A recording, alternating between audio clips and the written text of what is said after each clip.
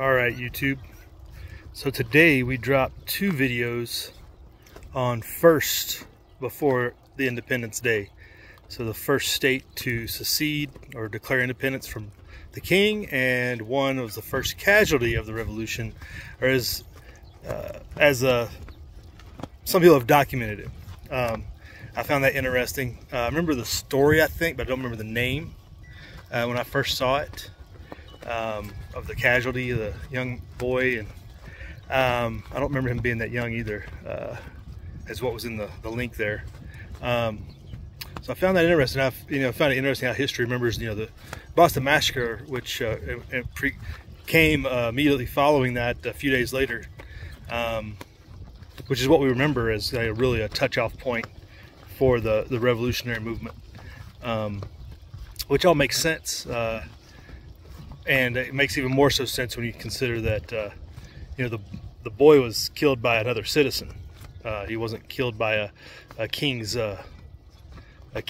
agent. He was killed by a merchant, basically, who was just basically living as everybody else, just obeying the rules, and just wasn't following the impound that everybody was trying to. Everybody was trying to do a not an impound, but a boycott. Everybody was trying to do a boycott there, and he was just avoiding the boycott and just running his business. And it's kind of one of those things to look out for in these times of conflicts among your neighbors and just your fellow countrymen, that 3 years later they probably were all on the same team. And then the other first, Rhode Island was the first to officially declare independence. I don't remember that. I don't think I've ever heard that, interestingly enough. I don't know if anybody from Rhode Island can check in. Did you guys learn that in state history? Which you should. You would think absolutely you should, but the way things are nowadays, but there's so few people from Rhode Island. I don't know if I've ever met somebody from Rhode Island. Is Rhode Island a real place? But anyway, links below to those descriptions and those subjects. Rhode Island had already really been out of the side of the king's realm for quite a while.